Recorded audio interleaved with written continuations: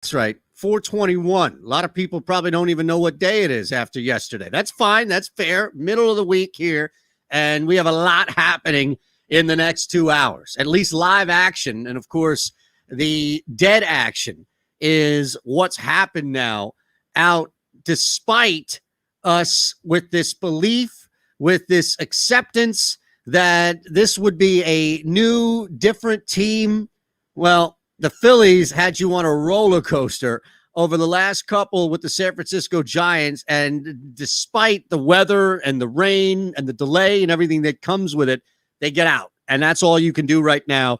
At this point, if you're home or away, it doesn't matter if it's Bryce Harper with a gigantic game-tying home run or if it's just overcoming everything else that's not happening with this team.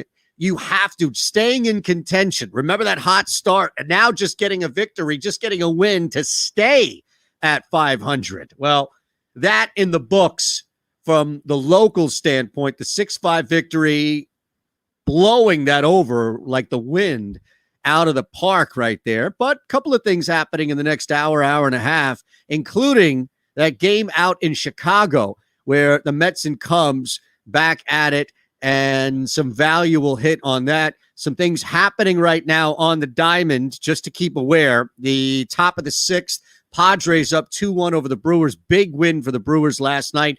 And if you listen to the Adam Thompson hit from bookies.com, one of the three that he hit, it was a 3-3 night overall. So not great if you were running the round robin, as we like to do. Although the 3-team teaser in the NBA, we'll get to that coming up in a sec. That seemed to hit, but we didn't really need Thompson's help on that one. Just don't tell him I told you that. Angels up 3-1 over the Rangers, bottom of the sixth. No change there. Nats up 1-0 over the Cardinals. Yes, sir. Yes, sir. Yes, sir. I gotta get in here. Okay. This is the boss, by the way, getting in here. Did you just take a shot at Adam Thompson? A little bit.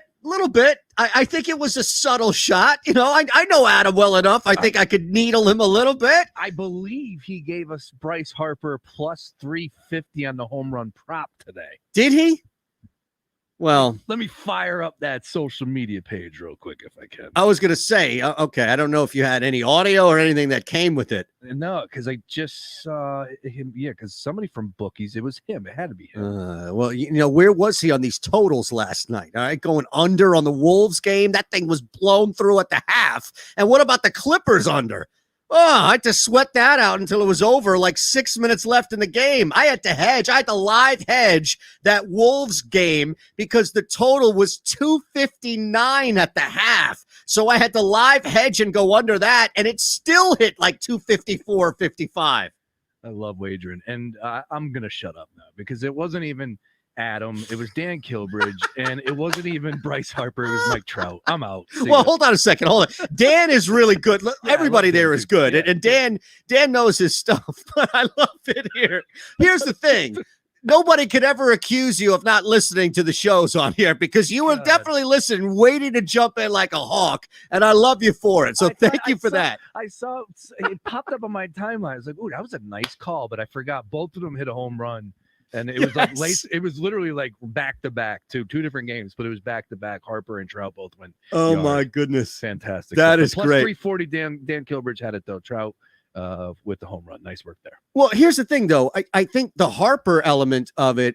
This kind of happened last year too, right? And even kind of the pre-COVID year where we saw early on Harper's bat works, and it's like not nobody else. Or anybody else, I guess technically would be the phrase, but it's like it seems to be struggling. Here, all of a sudden, 12 hits, bats seem to come alive. Doesn't feel like hitting season, but the whole thing on Harper, I think, is he's on a streak right now. I mean, he's tearing the ball off, so why not, right? Keep plugging away on him. Look, I said to John Jansen earlier, I said, he's locked in, and Jansen was like, that's all you're going to say? And that's fair because he's on fire right now. He is so dialed in. The ball is and it's a scary thought when you start talking about guys like Bryce Harper and Mike Trout and when the ball is slowing down for those guys, it's just another level. And we know what they can do. Harper can give us 40 this year. He really could. Well, that's a really interesting question because I think his total was like 36 or 38 and a half, something like that, right? Yep. he only went over or even got to the home run total. I remember doing this on Props and Locks. He only hit it like twice. So no, he hit 42. Maybe it was like 36 and a half, something like that. But I'm with you. I think that's in play. The over, if it was below 40, then the over, I think, is in play. Even if it was like 38 and a half, which I don't think it was. I think it was lower than that because he hasn't hit 38 more than once. The one other play that I have that's really interesting to me, and it has to do with the home runs, and we saw Shohei Ohtani go yard as well. I have him for AL MVP. I mean, we've never seen anything like this. So if he can remain healthy, has a good season pitching, and he continues to hit bombs the way he has, I think I'll be in the conversation. But the problem is his teammate, Mike Trout, is just – he should be the MVP every year. He's like LeBron, you know. Is there fatigue? You know, here's the thing, right? Here's the thing. You can't hide LeBron like you can hide Trout, right? I still think that there is so much regional bias in this game where people just dismiss Mike Trout and what he does because of the standings. And for years, right, we've seen the Angels just not make the playoffs and all, and they just dismiss that. In the NBA, it's hard to have fatigue and ignore the guy that's right in front of your face. And that's not a knock on Mike Trout by any means. I think it furthers the point there that maybe there is something like that where there's almost like this bias or fatigue where it's kind of like, all right, man, we get it. The guy is Willie Mays. You know, he's amazing. Like, what more do we want? Right? It's like LeBron. Like, oh, all right. We're arguing if LeBron James is the best player of all time, yet he's not the MVP in 2018. What? Or 2019? Like, it's come on. So funny and so true. It's just I was cracking up at the way you said it. Like, all right, he's Willie Mays. We get it. All good. Let's move on here. But isn't there something to that? It's like, how does it get to that point, man? Are people living and dying on social media so much to where it's like even stuff like that they're just oversaturated with? Now, it's not calling somebody. It's not like Carson Wentz is going to be the next Brett Favre, right? We're not saying that. I mean, these guys have actually established. It's not a leap to talk about Mike Trout in historic fashion. No, you can do that. You can do that with LeBron James. Mm-hmm.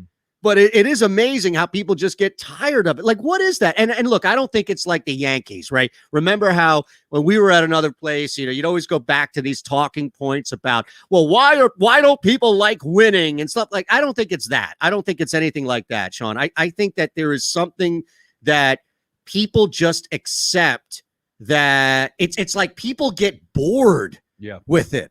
Mm-hmm.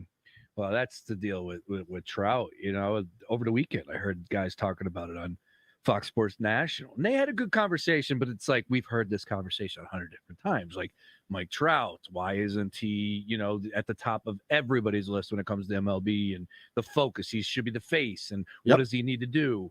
And the one guy had brought up the question, like, well, let's compare him and Tatis. What do they do different? I'm just like, oh, no. Yeah. What?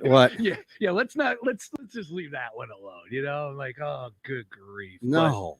Exactly. Mike Trout is perfectly fine the way he plays the game. The only thing we need from Mike Trout is some team success. That's all there is to it. When they get to the playoffs, I know it's easier said than done, but they got to win a series, and that's whether it's fair or unfair. It's just the reality. They have yet to win a series. I don't think he's won a playoff game. Actually, no, needs to do so. No, not at all. Now I'm looking here. What do you have as the future? I have to go to a different book because they don't have another one I'm on. What do you have as the latest futures here on the AL MVP?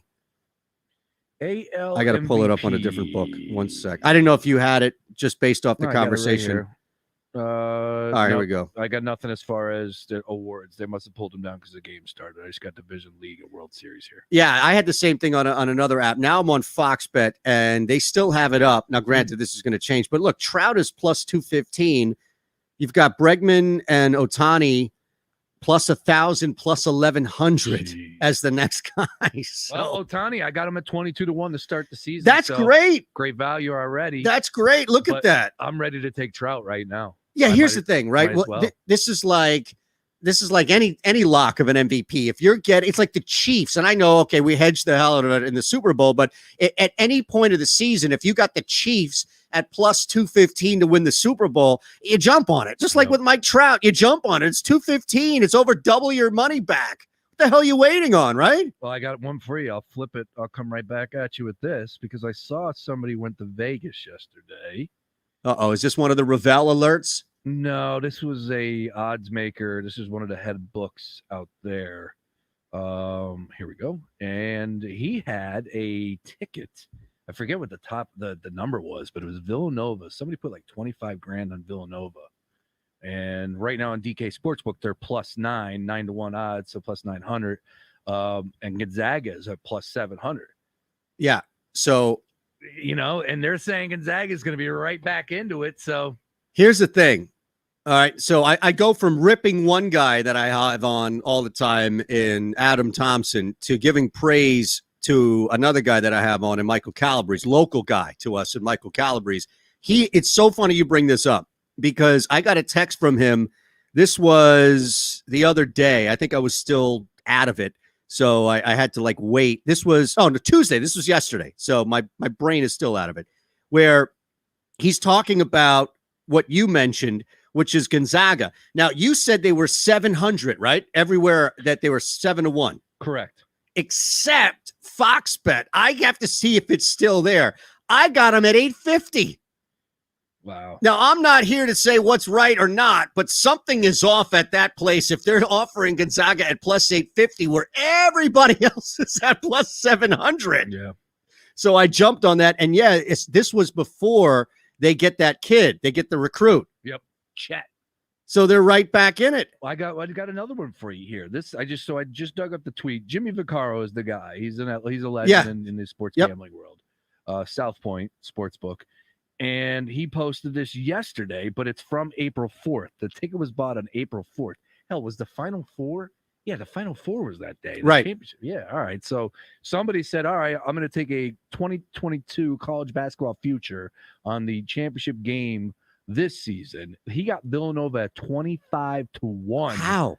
And they put $3 grand on it, so I'm way off. But to win $75,000, they're risking $3,000 there. And right now they're 9-1. Yeah, I don't hate Nova at all. I mean, think about it. They get some healthy kids back. The transfer portal is going to be huge for Jay Wright in its own right. Oh, another thing. I don't mind that. I see him now at 1,400, so they're 14-1 with UCLA. So that value drops significantly. Wow, sure, significantly. I don't like Michigan, UCLA. They are there because of what happened. That was a tight run, more improbable than probable to happen again. And then look, you're talking about teams that just don't have that track, even Ohio State, right? You just don't have that track record of trust to be deep in there. Purdue lost the home court, whatever they had there. Houston underachieved. We know that. Baylor loses kids to come back. Kansas, I don't know. I mean, this was one of the most disappointing with a healthier team. And when they did come back healthy, nobody's going to put their money on Duke right now. Honestly, Sean, I think if you look at where, and I still have it at 850. My goodness, run if you can to Fox Bet and take them at plus 850, the Zags. But the only other team I would legit place a heavy futures wager on is Villanova.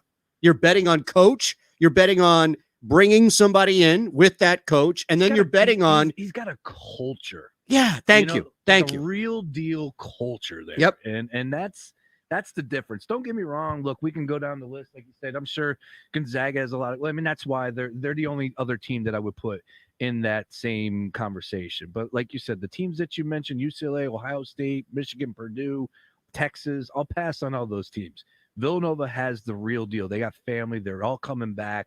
And that's unfinished business for that crew. So I like Villanova's chance. Yeah, this is really good stuff.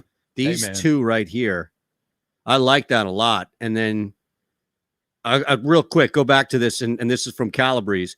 The Zags 2021-22 schedule, non-conference, Duke, Texas Tech, Arizona, at Texas. They're going to be the Empire Classic that'll have Louisville, Oklahoma State, and Providence in it. So these are all teams that you're going to know early on if Gonzaga's for real. And look, if they beat these teams, like think about that. If they go through all of those teams and they're undefeated, I'll ask you this.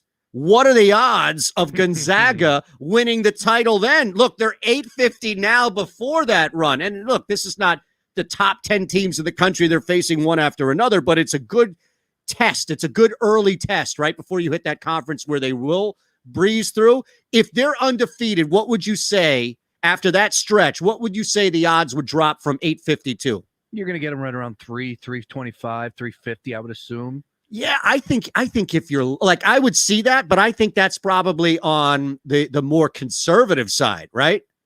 Like you might even see him down to 250 at that point. Definitely see that. Sure. I mean, we saw this year. This year was a perfect example. And I think when the tournament started, that's when you could have got Gonzaga and everybody was penning them to win it all at what? Like 200? I think that was 150, somewhere around there. I think it was. So, hey, man, have a great show. I got to run. Thank you. Taking over the board, though. I appreciate you. That's Sean Brace Daily. Now, to be fair, I did not hold you over here. No. Okay. I don't want people accusing me of keeping you from going back to your family and doing everything else. I actually don't. I don't go home anyways after work. I try and do other things because the baby's already sleeping. So this is my time to take advantage of that. Well, what's me time for Sean Brace? Yeah, well, the gym. The gym is about 9. And I've been putting like 90 minutes in a day. Are you serious? Because I'm just like, yo, if I go home, I know. Oh my God.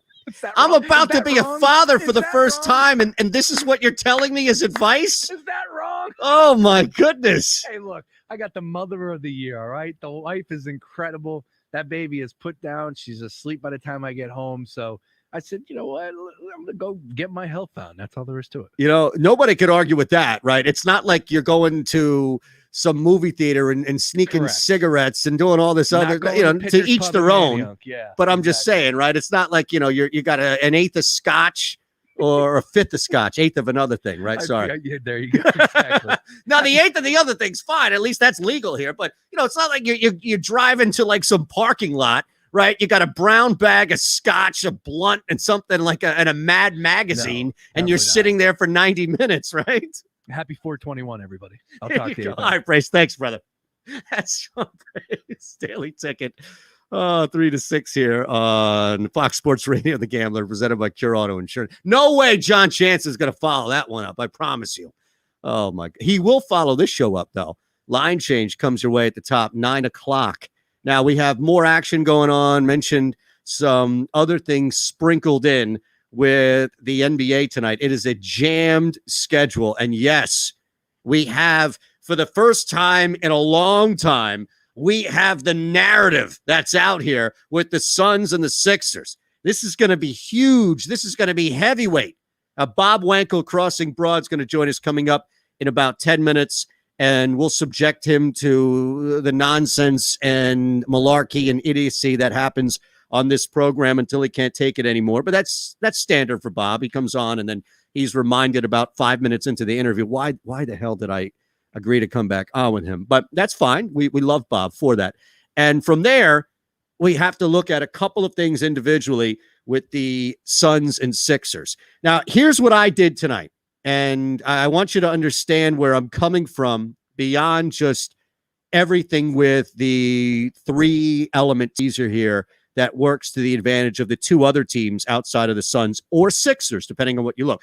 But my point of view, or at least how I approached the Suns-Sixers game tonight. And look, it started at 1 and now is up to 3.5, right? Because we know as far as guys not being out there, the biggest thing is looking at who wins this game first. Who wins this game tonight? If you like the 76ers getting the 3.5, nothing is enough, right? That's my point here is 1, 2, 3.5 is not enough. You need more. And even right now at 3.5, you need more. Now, we knew Tobias Harris was out. I thought Simmons was in, so correct me if I'm wrong. You still have the 2 of the 3. The problem, of course, is what you're getting with the Sixers, the Suns, their healthy squad, and if, in fact, anybody was sitting as a result. I can't imagine that they would coming into this. They need this game. Sixers need this game. Who wins the game, first and foremost? If you like the Sun, forget the spread. That's what I'm saying. This is one of those games where you come into it, deal with the number after. I know, like, what are you talking about? You always look, no, not always. Sometimes you have to go into it and ask yourself, what's going to happen? Who's at home? Who has the advantage? Who's coming in hot? We'll get to the personal narrative coming in as far as a player prop, but there's something to that, right? The Sixers are going to have to deal with who's out there, who's healthy, and who's going to be able to play a consistent amount of minutes. Not having Tobias Harris means that you're down some scoring. We know that. They've been in this situation before. But at the same time, knowing that the Sixers themselves, or Sixers, Suns, it's going to happen here. Knowing that the Suns themselves are not dealing with anything major that's new, that's where you're going to continue to get this advantage. But outside of no Embiid, Simmons, that's going to be huge. Now, correct me if I'm wrong here, but everybody we know is good to go outside of Tobias. And if you look at what we've seen from the last time, which was a complete misnomer, if anything, it would be when they played, and it's really tough to take anything away from that. But I think the Suns, I like the Suns initially. And what I did was create then the narrative of the teaser. Build it from there. So you take the Suns right away. It doesn't matter. Again, we're going to play with the number once you hit the teaser, but that's where to begin. Suns on the road. It's Philadelphia. This thing could get out of hand. Maybe the Sixers go on a nice little run in the third and stretch it. Now you're just talking about if the Suns could come back in and cover something late. So you lock the Suns in. Now, again, we're going to have to play with this a little bit because the line has moved up 2.5 points. The Jazz in Houston. And just to give you an idea of where this is now versus where it was earlier in the day. But the Jazz in Houston right now, it's 11.5. So that's, I believe, dipped at least 0.5 point, if not a full point. That's the second game that we're going to put in here. And, of course, we're going to take the Jazz because we're going to drop that number. It's a double-digit line on the road.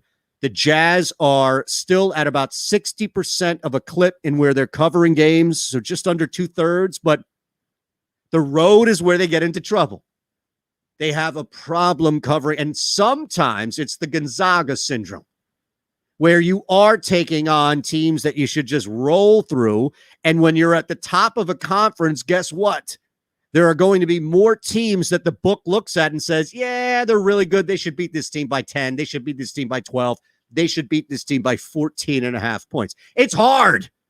It's hard, especially if you're up 20 and you're closing something out with bench players. It's hard. Things take over. It's not easy to just to close out. I know we see blowouts, but the point of it is that especially when you're on the road and you're sitting guys and you're just trying to get the hell out of the building, it's easy to see a 20-point lead slip away and a blown cover at 14.5 at the end of a game. So we use this to our advantage. I'm not trusting a lot of these other games tonight. You've got some teams that are just junk. You've got some teams that, like, I couldn't trust the Pacers with a 9-point lead if they were playing a college team. Spread in this case, sorry. But still, 9 or 10-point victory here. Even though it's the Thunder who don't look like they're interested, forget winning another game, just competing in another game. But this is where you get burned on it. All right, now help me. John, are you here with me real quick before we break for Bob Wankel? I'm just curious. Yes, I am. Okay, so I just see the Sixers Suns off the board. Is Ben Simmons out? I'm not sure, but I know that's what we're kind of keeping track of. I'll Because it's not Joel Embiid. He's not out tonight. No, it'd probably be Ben. It might be Joel, too. They might be resting him because it's a back-to-back. Can you imagine if you have no Tobias Harris, no Joel Embiid, and no Ben Simmons, and you took the Sixers at -1, or +3.5, whatever it was in that regard? I mean, you have to feel like a total jackass right now, right? Tobias Harris and Ben Simmons both ruled out. Wow. Devin Booker might go for 50 tonight just to look over on the sidelines and remind Ben Simmons who's with Kendall now. Hey, look at me. Look at me. I'm the captain now. You're going to see Devin Booker make that little gesture with the finger. Hey, look. After he knocks in his 15th three-pointer on Tyrese Maxey, this kid's going to be drumming back there, right? Doing his little thing. Backpedaling, and instead of Michael Jordan looking over at Magic Johnson in the finals, shrugging like, I don't know, you're going to see Devin Booker going over to Ben Simmons being like, hey, look at me. Look at me. Oh, my. Ben Simmons is still out with the stomach thing? This is, have you seen anything, John? I don't have to break, but did you see anything? Because I'm looking at it here, too. Is it anything other than the stomach? I don't know what it is. All I know is that every starter but Danny Green was questionable today. No idea. Wow. Well, I can tell you this. It's still off the board. And let's go back to that teaser really quick. It was the Suns +7, the Jazz -4, and the Knicks, who are hosting the Hawks, coming off, both of them coming off of good victories. The only difference is now Atlanta has to go on the road. Little bit of a letdown factor. I gave the Knicks 9.5 at home. I think that's enough of a cushion. So again, if you wanted to roll, you have to wait for this thing to get back on the board. But Suns +7, Jazz -4, Knicks 9.5. That was the 3-team teaser that we ran earlier. My goodness. And if you're still hanging on to that Adam Thompson round robin, we went 3 for 6 last night and still have the Zurich play of Cantlay and Schauffele as a top 5. And maybe you can get out of here. If that hits, we'll get out of here and only lose $10 total, depending on how the units of wager pay out. Bob Wankel, Crossing Broad, is going to join us coming up next, and then more on this game that was supposed to be a game that is no longer a game because nobody wants to play or can play. Maybe that should be the better way to phrase it. What are the odds Devin Booker goes for 60 tonight? Fox Sports Radio, The Gambler, presented by Cure Auto Insurance. You're clear. Okay, thank you. Do you have Bob's number? I do not. Can we only do a single one here? Do you mind, please? Yeah, that's fine. Okay, let me give you Bob's number if that's okay.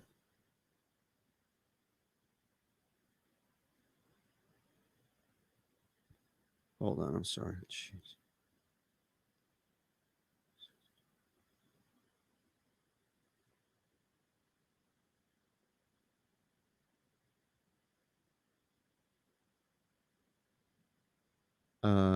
John Jansen. Okay. Thank you, man. What the hell is this? All right, I got it. It's still the stomach thing, unless everybody caught it. It has. It might be. Oh, I don't know if everybody has it. I just know. I think they play Milwaukee tomorrow, so I know it's a back-to-back. But what is the deal with this team having more gastrointestinal issues than any other team in the NBA? Oh, good thing I didn't bet on the Sixers, man.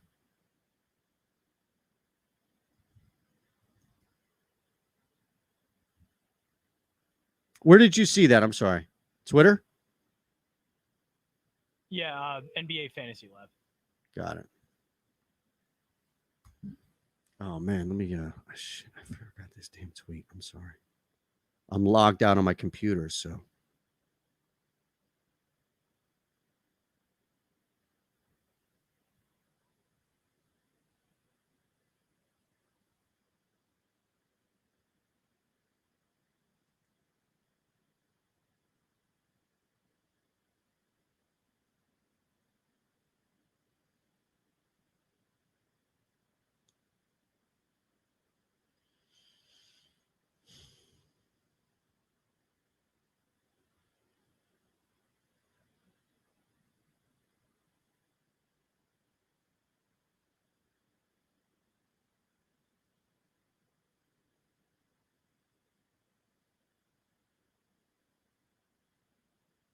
Wow. That's that's two major letdowns in a row.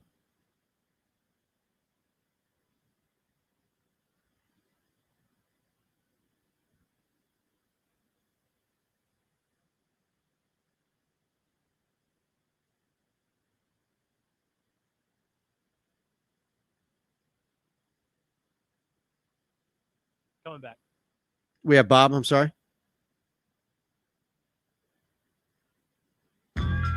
We do. Thank you, sir. I'm with this. I'm just gonna sit here laid back to this nice mellow beat, and drop some smooth lyrics. It's 88. 88. That's the time warp that I'm trapped in. I apologize. This is not John. I don't want people blaming John Jansen for playing, catering to 50 people out there that still listen to Big Daddy K 1988. This is me. Okay. I'm afraid to open things up to John Jansen and have him control. You don't want me to play my music. No. We tried that one time, and between I don't know if you want me to really play what's on my phone or iPod, then that probably won't work. I mean, I can't do that on my own show. I have to play mainstream songs, sound somewhat good. Well, I feel like you have a lot of Creed on your right. No, I don't play Creed. I do have that for a joke when I need to. Oh, okay. But I do not have it. What do you like Kings of Leon and Muse and things like that?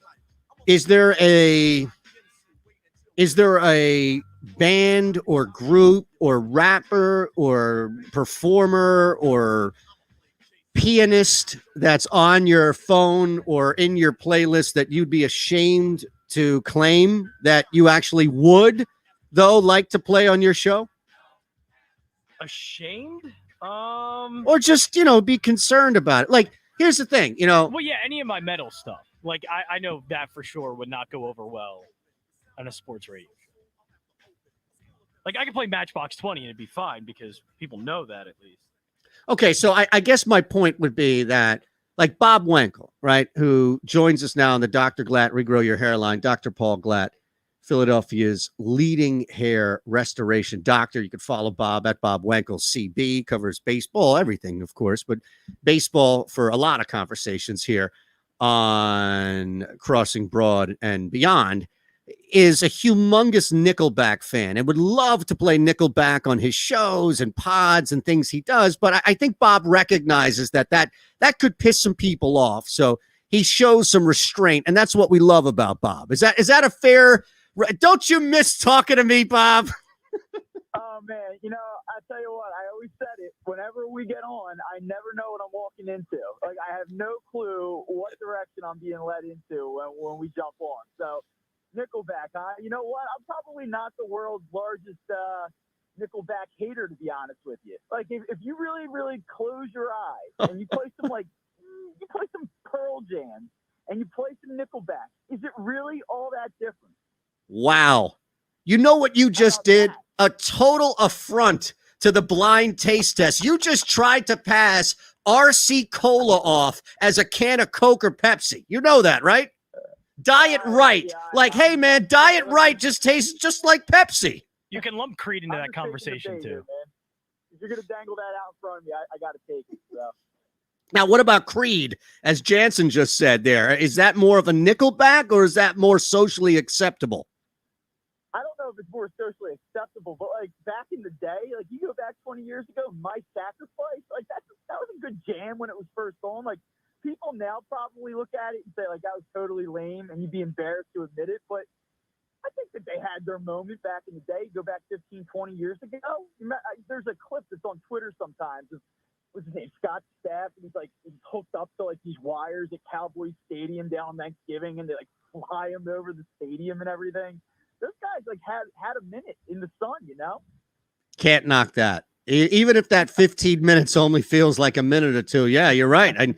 I guess I didn't realize how large of. Oh, Jansen talks about them too, so I give him credit as far as the popularity of it. Maybe there is something to that it's like osmosis; it's seeped through.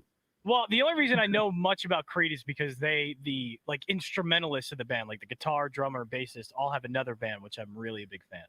So I know them based off of association with that. See, I know more from Creed from The Office than I do the band, admittedly. So which I think he's an overrated character on that show. But what happened today?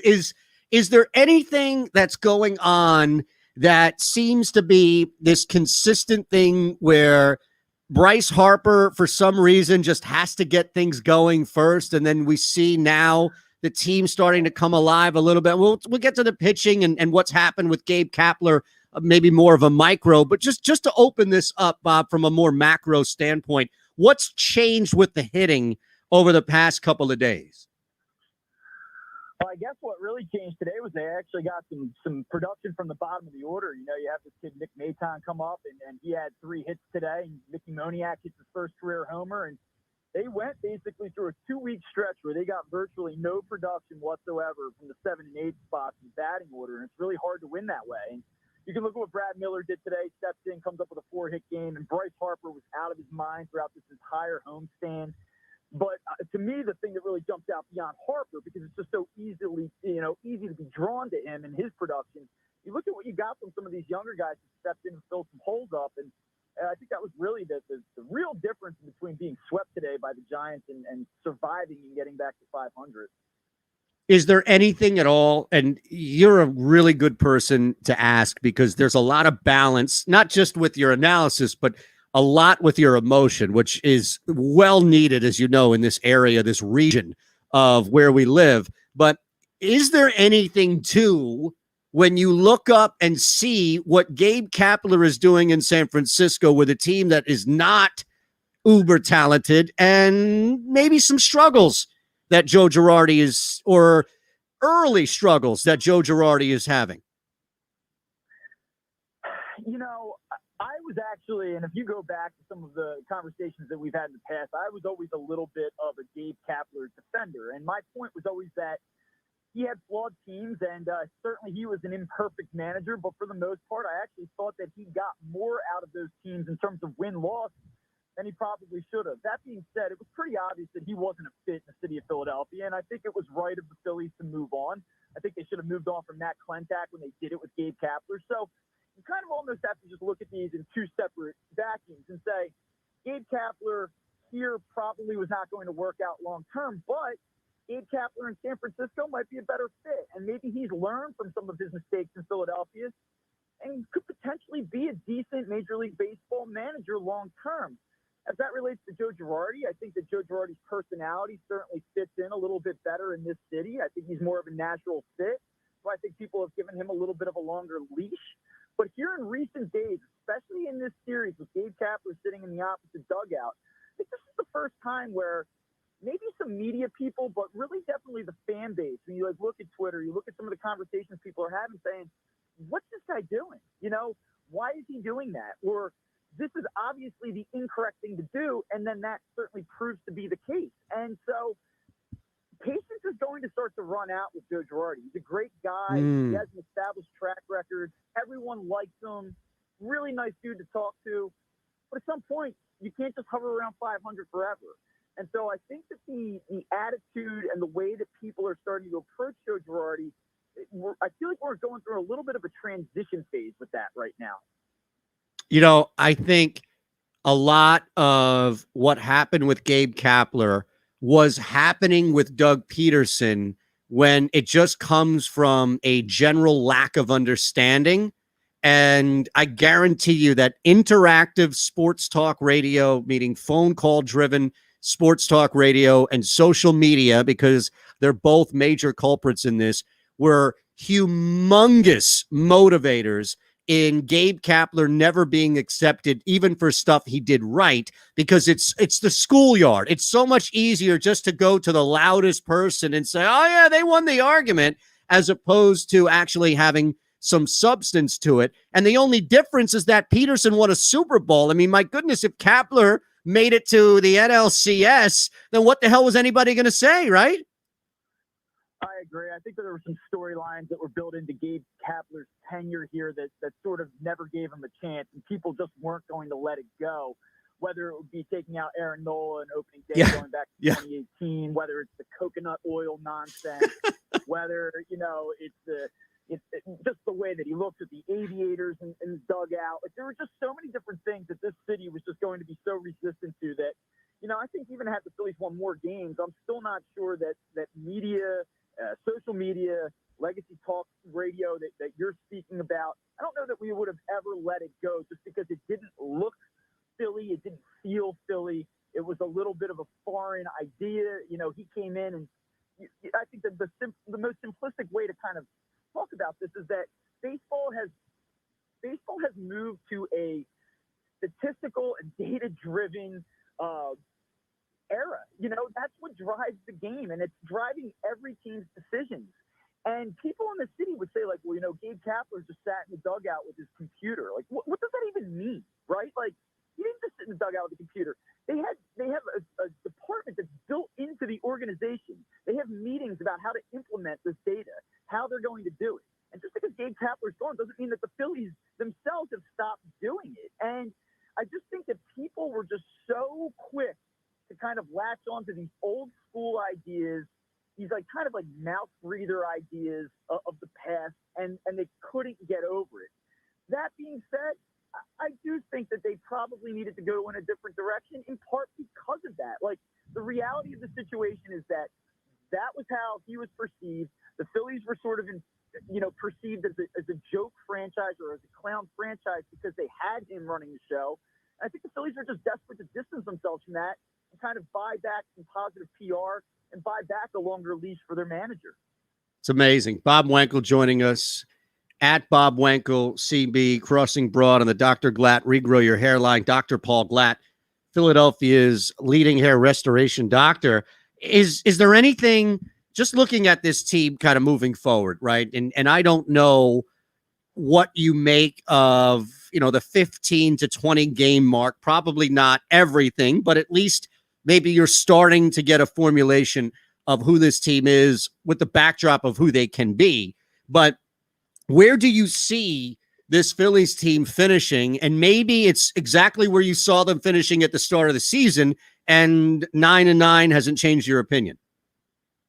Yeah, that's actually, I think, exactly where I'm at. I said before the season somewhere between 84 and 86 wins. And what I like right now is that I think you really have a good trio up top with Aaron Nola, Zach Wheeler, and Zach Eflin. It looks like, we talk about preseason hype. We've heard it in the past with Vince Velasquez, guys like Nick Pivetta, but it really does look like Zach Eflin has figured something out here. And when you pair those three guys together at the top of your rotation, I think that's going to be a lot, good enough to keep you around. I think that Bryce Harper is in the midst of what I expect to be a top 5 finish in NL MVP voting. Yeah. I like some of the things that I've seen from Rhys Hoskins. I like some of the things I've seen from JT Realmuto, and that's, I guess, not too much of a surprise. So there are some good parts here. I think the bullpen, when rested and at full strength, is markedly better than it was a year ago. I know they've had some struggles here, especially in the San Francisco series. But that being said, the number 4 and 5 starters, still a question mark. Matt Moore looks like a disaster. It looks like they're going to have to address the back of this rotation again at some point. Center field is still a huge issue. I love, that Mickey Moniak came up last night, finally got a hit the 3-run homer today, and hopefully that momentum snowballs for him, and he becomes a viable everyday option out in center field. I'm not ready to go there yet, right? So I think that that's a big issue that we still have to look at. And I think that the one surprise, and the thing that maybe concerns me most at this point, is what we're seeing out of the left fielder and Andrew McCutchen, a guy that on a personal level I love. He's been a heck of a player for a really long time. I think he's a great guy in the clubhouse. I still think that he has more in the tank than what he's shown through 3 weeks, but he's a concern. And if you're going to have questions at the back of your lineup, you need him to be a table setter. You need him to get on base for Rhys Hoskins, for Bryce Harper, for JT Realmuto. And it isn't there yet. And it hasn't happened yet. And that is a little bit of a cause for concern, as is the performance of Alex Boehm, who has struggled a little bit here in April. But I'm not quite ready to hit the panic button on him. I just think that there's too much natural ability for that to go on for too much longer. Not very fair. I think you're right on that. But let's go back to a very realistic problem. And that's not only the guys who are out there starting, but the depth, lack thereof. This is not a center fielder issue. this is a everybody but Bryce Harper in the outfield issue, right? At least until Moniak. But I mean, how unrealistic is it to expect Moniak to step in this year and be a guy you can count on every game, or be one of those guys? I don't know what's going on with Hazley, right? It seems like Quinn, everybody wants out. You mentioned Kutch, he's a shell. You basically have Bryce Harper out there right now. Yeah, and I guess it's scary because when you look at what he's doing right now, the OPS is over 1,100. He's batting in the 350s. I mean, he's been everything you could imagine and more. So then if he's doing that and they still have these issues with the offense and consistent run production, that's obviously really scary, right?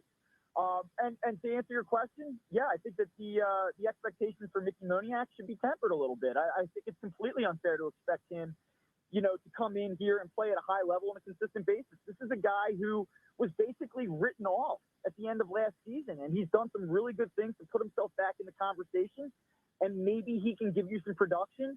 I would feel a lot better about his role on this team if he was a fourth outfielder and not a guy that you were turning to for 4 or 5 starts per week. I mean, the Phillies are due just for, in terms of sheer luck, to finally just trip into a good story or to trip into a player doing way more than you thought he would. And maybe that will be Mickey Moniak after having a really rocky road in the minor leagues. But I think it's a big ask to expect him to come in and be a key cog in a potential playoff lineup, which would bring me to this.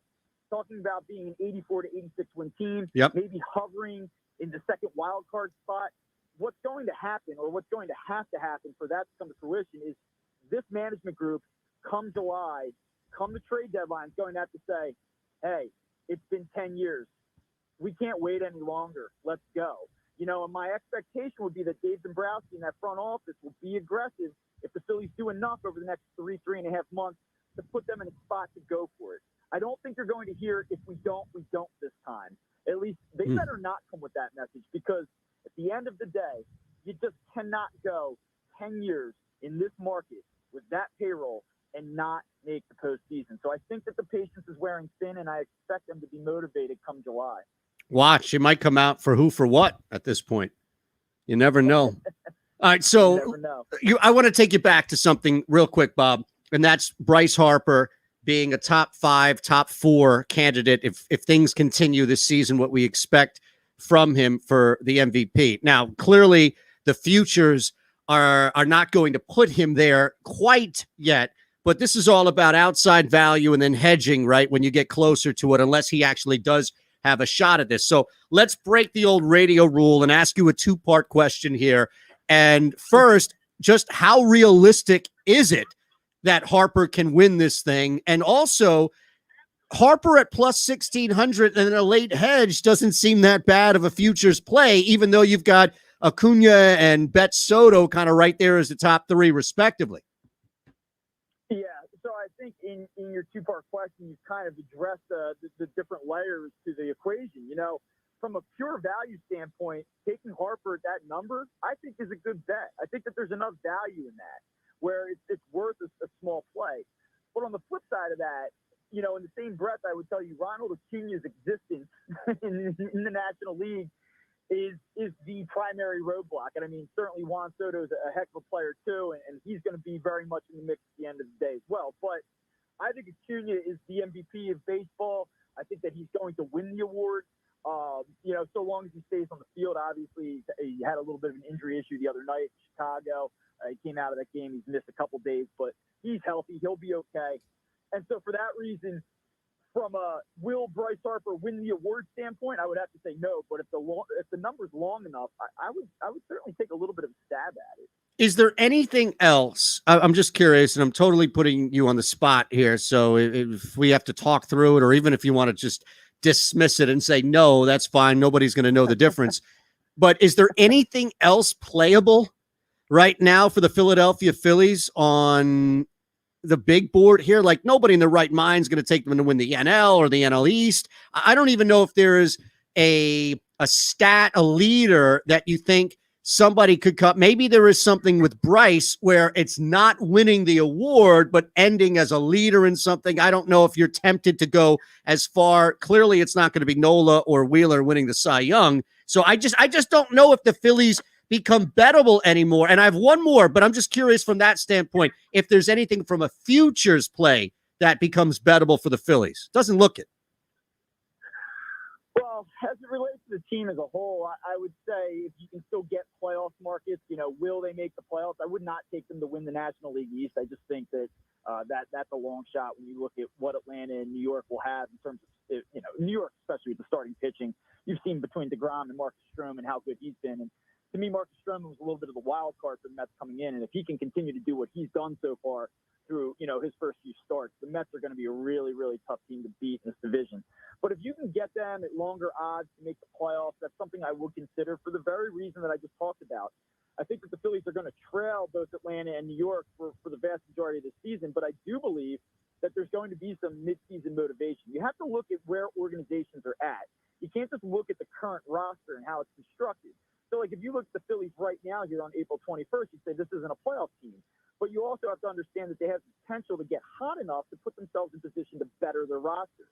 I think that they would be one of the more motivated teams come the middle of the season to make improvements and kind of step on the gas and go for it. So I think for that reason, there is a little bit of value in the Phillies maybe going over posted win totals, which, to be honest with you, I haven't looked in a few days. I don't know what it is. But taking them to exceed the current win total might not be a terrible idea. To make the postseason at longer odds, as long as that includes and encompasses a wild card play, not a terrible idea, I don't think, because of the overall motivation from the organization. But as constructed, no. And in terms of Phillies player props, at this point, I'll tell you, a couple of weeks ago, I really liked the idea of Bryce Harper going over 108 RBI for the regular season. But I have to say, they haven't gotten on base. They haven't set the table the way that I thought they were going to. And so even that looks a little bit shaky now. So, no, I wouldn't be rushing to lay down big money on any Phillies-specific player props and markets. But from a team aspect, I just look at the motivation and some of the top-end talent that they have, and I think you can grab some value there. Awesome. Bob, as always, man, I appreciate it. And I guess if there was one thing to look at outside of the Phillies and more just big picture here, we already are seeing it, right? Like, I imagine that when things are all said and done, Atlanta's not going to be the fourth best team in this division, not even the third best team in this division. There's going to be some turnaround. We know that the NL Central is always going to be tight. And then you've got the Giants, who have inserted themselves in the NL West, kind of an inconvenient insertion, but it's still the Padres from what we saw last year. The Dodgers are running away with things. The Yankees are the obvious. Even Toronto, I know, had a little more expectation, but the Yankees are the obvious team right now, where it's not anywhere close to what's been expected in spite of that last win. This seems to be one of the few teams where you can conveniently say, hey, let me start to get ahead of this wave, where this team's going to come out of it probably sooner than later. Do you think that's accurate, or do you think this is going to be more of the same with the Yankees? I think that it's so glaringly obvious that they have performed so far below what, even in a worst case scenario, that team's going to be, right? So I look at the Yankees, and if you the market, it's moved a little bit against them, but I think odds makers have kind of, for the most part, held firm. Yep. The odds sort of suggest that, hey, we know they're coming. So to me, I still think that they're a good bet. I am not a believer, by the same token, I'm not a huge believer in Boston. I know that they've gotten off to a great start, and offensively they've been outstanding, but I don't think that the Red Sox are better than the Yankees. And so I would expect New York to kind of make that move. I believe they beat Atlanta last night. I think that they're kind of ready to hit their stride here, coming up. And I don't think it's going to take much longer. I don't think that this is going to be like a late May, early June move. I think it's going to be like a as soon as this weekend move. So if you're thinking about doing something with the Yankees, now is probably the time to do it, even though the market didn't really come that far down on them. Yep. And another team I like, since we're just talking about futures in general, I do like the White Sox. I know that they've had a couple injury issues, but that's a team that I just really, really like the way that they play. Yeah, no, and there really hasn't been a threat that's run away with it. I don't know if you can trust the Royals, either pitching or defense at this point. No. Yeah, I like that. I think the run differential, wow, for Chicago is through the roof. I didn't even see that until just now.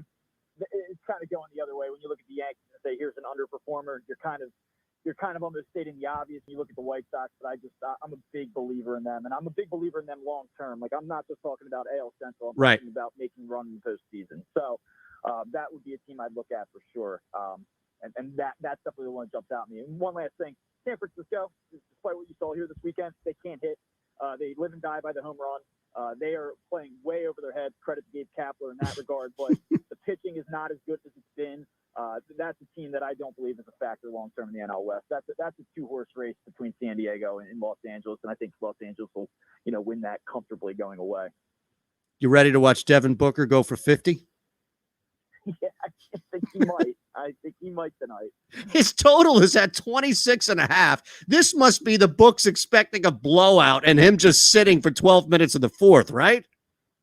Yeah, those odds tonight, I think, are indicative of the Sixers, I believe, losing back-to-back games at home for the first time this season, if I'm not mistaken. With Joel Embiid on the floor, right? Yeah. Correct. Ooh, So, all right.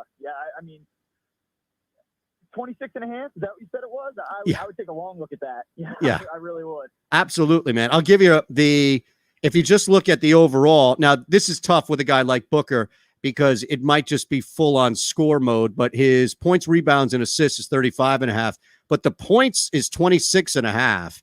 And even because you have Embiid, right? So Ayton's there. It's just, I don't think this is not a game where Mikal Bridges is going to be the leading scorer. Like it's Chris Paul's not going to go for 30 tonight and take shots away from Devin Booker. I think we're overthinking this. There's no Ben Simmons. He's probably going to want to send a message that he's with Kendall now and Simmons is right. I just think that there's too much of a personal narrative to ignore, Bob.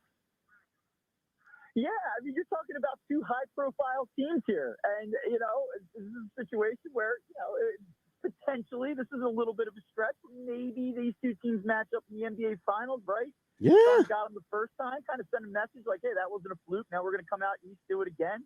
I love the Jenner narrative. That's a heck of an angle. You're getting creative on that one. Yeah, I mean, I just think that this situation where some bettors are going to look at it and say the Sixers are really good at home.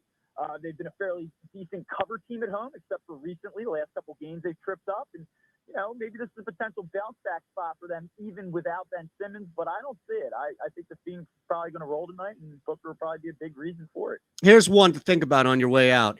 Is the first quarter total. It's a little low, but the Sixers have been lower, especially at home. It's at 53.5. And, the Suns, it's 2 games or 2 days ago. So it's not coming off a back-to-back, but, coming on the road after that big win that they recently had, 2 nights ago, right, against, was it the Bucks? So after that, I think that there is just this ability to kind of come in and just get it. I don't think they come out right away and start pouring it on. And the Sixers are going to have to get their feet wet, if you will, under them without having 3, it looks like, starters out there. So I don't hate going under 53.5. Now 54 if you want to lay a little more, but I don't hate that total going under in the first. Yeah, anytime you have a team on the road consecutively, whether it's back-to-back or with a day of rest in between, coming off a huge emotional win. Yes. Especially with a crazy finish. I think that's a great letdown spot. And I don't mean letdown just in terms of, they won't win, they won't cover. But early on, I think it's really easy to kind of fall asleep in a game. And like you said, Sixers, some of their key guys out. I think it invites an opportunity for a sluggish start. So I like that. You said 53.5. Yeah, I would go under on that. Awesome, brother. Thanks as always, man. It's a pleasure to chat, and we'll have you on every other platform that I'm doing in the next week, and I'll be bothering you to where it's like, man, I'm sorry, I got work. No, that's fine, man. Anytime, I'm down for it. All right, thanks, Bob. That's Bob Wankel at Bob Wankel, CB, Crossing Broad. And we'll take a quick one here. Live action with the Sixers and Suns. I locked both of those in. So real quick before we break, went under 53.5 first quarter, got that at -110. And I couldn't help myself. Look, if it doesn't hit, it doesn't hit. This is going to be one of those bets, those rare bets where even if I sweat this out, look, Devin Booker could have 26 points when he gets pulled with 8 minutes left in the fourth because the Suns are up by 18. And it's okay. I get it. It's a risk. And most likely it's going to be a sweat scenario, even though this thing should be smashed right now. But I did go over 26.5. The only other game that I played outside of the Sixers and the 3-team teaser with the Suns +7, Jazz -4, Knicks +9.5 is the Warriors. Laid the 2 in Washington. I think there's a good opportunity now, especially with what Steph has been doing, to come in there and sneak away with the victory that covers that 2-point spread on the road. What are the odds? At Shander Show on Twitter, Fox Sports Radio, The Gambler, presented by Cure Auto Insurance.